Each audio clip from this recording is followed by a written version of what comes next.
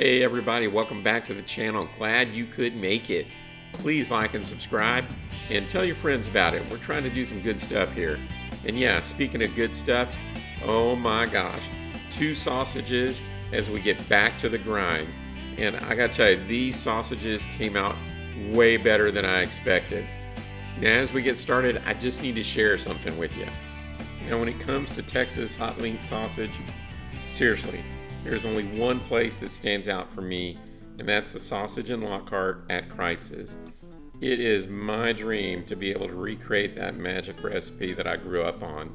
Yeah, they segregate barbecue and sausage. Those are 2 different things there. The post oak they do this on adds a ton of flavor to it, but it is just a simple recipe, but so hard to mimic. That's the challenge here.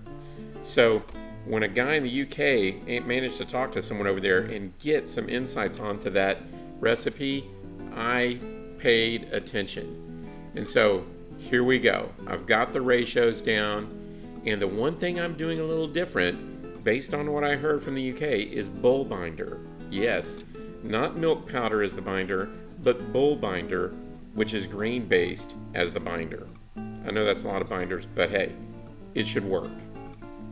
So, ratios in hand, I started weighing everything out, started getting up my mix, and yeah, I did do one thing a little different. I'm adding some smoked paprika, some garlic powder, and a few other things in there. So now let's get on with the grind and the mix. Now the bulk of this Texas Hot Link sausage is brisket. So I'm taking the trimmings that I did from the last video with brisket and rice and grinding those up, and then I'm grinding a whole point piece into place, okay? So that fattiness part that I just put in there last was my cut trimmings from the last one. And then I'm putting in some cured, already kind of diced up bacon, a pound of that into the mix.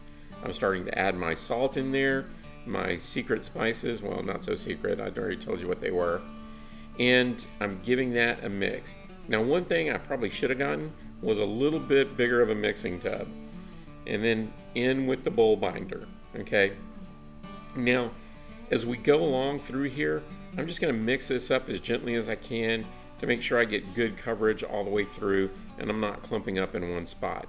Now for the liquid, because Chuds always recommends adding some liquid, and I did need some liquid to make this a little bit more tacky, I'm going with that, Worcestershire from the guys, the W Shire people, not the Fire Shire, but their regular, Shire. Anyhow, here we go. I had to take a time out there to go find a helper. In this case, I got my wife to help out.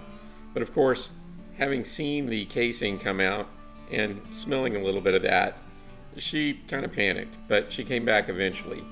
Now here I'm rinsing out all the salt that these things are packed in, and you've got to dip it in that water to get that salt out on the inside as well.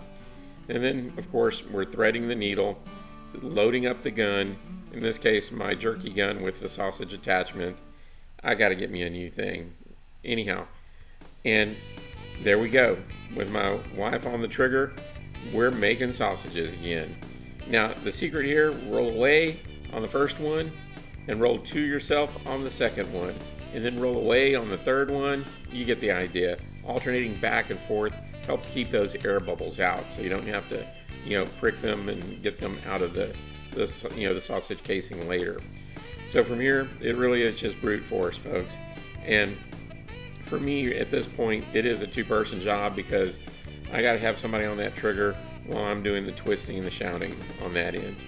Anyhow, one of the things you'll notice is with this is as I'm pushing everything through, you see that little air bubble on the casing on the tube? Yeah, I got to squeeze that out. But once I got this done, well, okay, it was time to put those things in the refrigerator and let the casings dry out so I could do the clippity clip and separate them into links. Once that was done, boom, we were ready for the smoke. And in this case, putting them in the smoke box, and after 30 minutes, those were the temperatures that I saw. So basically across the top rack all the way down to the bottom in the smoke box, not a lot of variance, but it was good. And after 4 hours of cooking, temperatures came up and we were still doing really good in terms of holding steady. But that bottom rack was going to be done first. I knew that. and then I was going to have to work the middle rack and then later the upper rack. It just stood to reason based on the temperatures.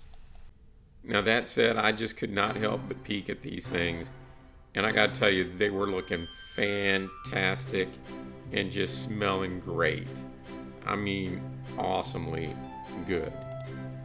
And 45 minutes later, yep, that lower rack sure enough was done. It reached temp and it was ready for its ice bath, and in it went.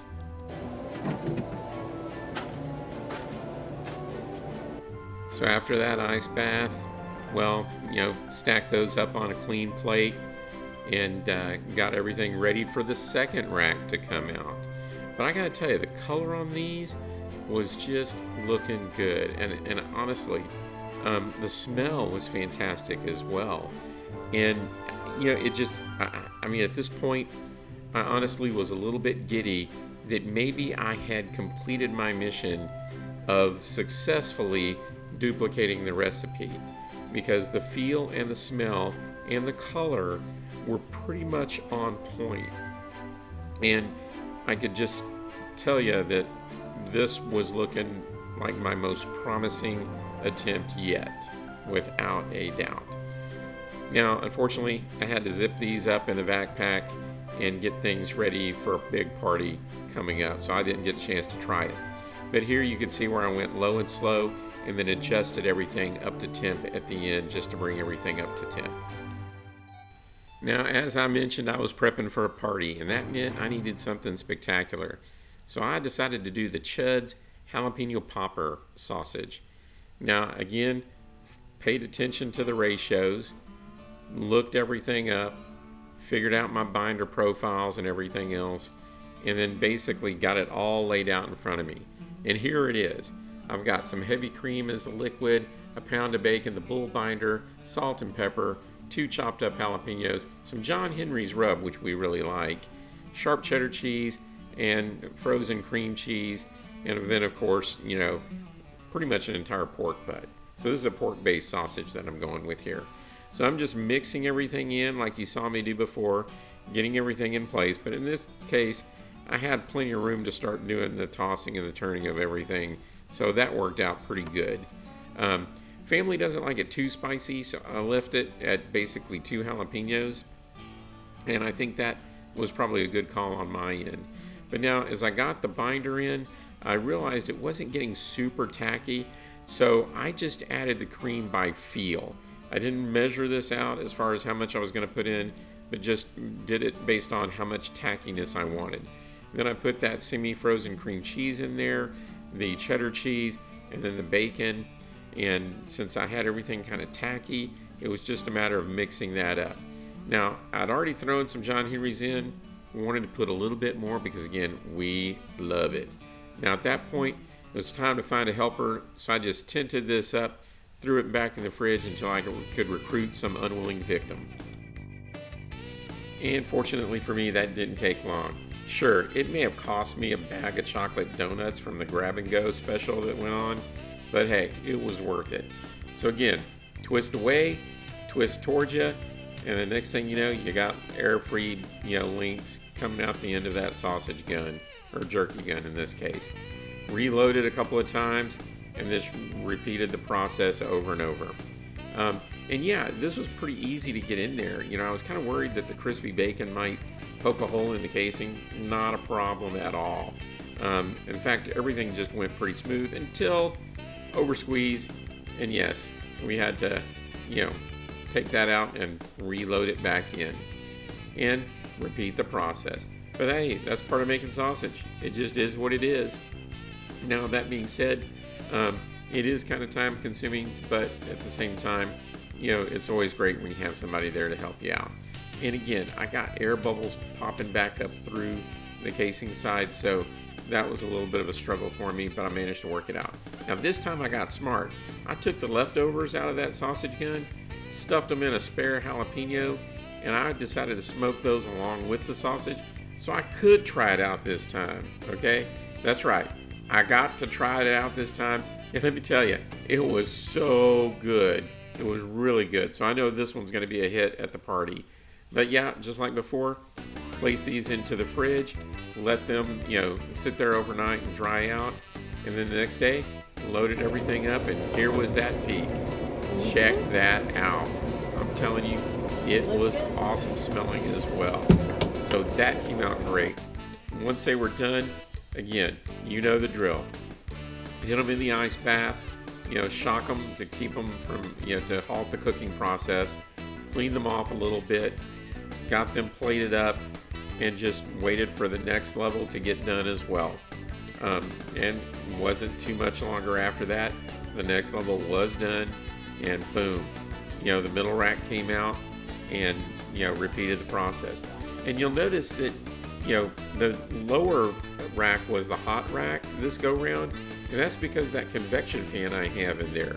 Okay, I had that convection fan turned on about medium, and it's pushing all that hot air down to get everything circulated and not let the upper level hog the heat, if you will. But at the end of the day, take a look at this extreme close-up and tell me that didn't come out looking good. Cheddar cheese, cream cheese, bacon, jalapeno. I'm telling you, I know this is going to rock it because I tried some of it, and it was just darn tasty. Without a doubt, my hat's off to the Chuds guys for thinking of this one. Now, when I think of innovative cooking, I can't help but think about my grandmother, Melba. Melba was an entrepreneur who ran a ladies' clothing store in Austin, Texas. Documented up in Women's Wear Daily, But I think she also believed in giving back to the community. And she donated this one recipe to a local charity. And this was toasted cheese fingers. And whenever she made these with her sisters and everybody else in the kitchen, it was fantastic. So, in go 3 sticks of butter. Now, I'm doing some Fireshire. She didn't have that back then, but we do now, so we got to take advantage of that. Some dill seed, and then, of course, a little bit of onion powder. Now, this is a real simple recipe. I'm putting a little bit more than a dash of crushed red pepper, but there you go. And here's the heart of it. Old English cheese from Kraft. Yeah, they still make that stuff. Thank goodness. Anyhow, blending that up, getting it kind of, whipped up into shape. And then right after that, all you got to do is slice some bread into thirds, just like I'm doing there, making fingers out of them. Now, I happen to buy crustless bread. And then you just butter that up with the mixture. You get all sides evenly done, and, not much to it other than repeating it over and over and over again. So yeah, I went ahead and took the time to whip this up, and I'm going to see if I can't make this as a party favor for a big party that I've got coming up to go along with that sausage that you just saw. These were so good when I was growing up. I mean, it was a personal favorite of mine, the way she did it. Anyhow, got all those put together and in the freezer, and then out of the freezer into a Ziploc bag. Okay, so we got to do a test batch at 350 degrees to see how this turns out. A little melty looking, but I can clean that up. Okay, let's see how they taste now. All right, we're going to give one of these a try. So there you go. Toasted cheese fingers. Yeah. It didn't look great coming out of the oven there, the grill. But man, this is bringing back some memories. That music can only mean one thing. It is Zen time. Yeah, let's go there. What? What is this? Oh, yeah. Oh, yeah. Oh, yeah. And on my dad's birthday? Oh, yeah.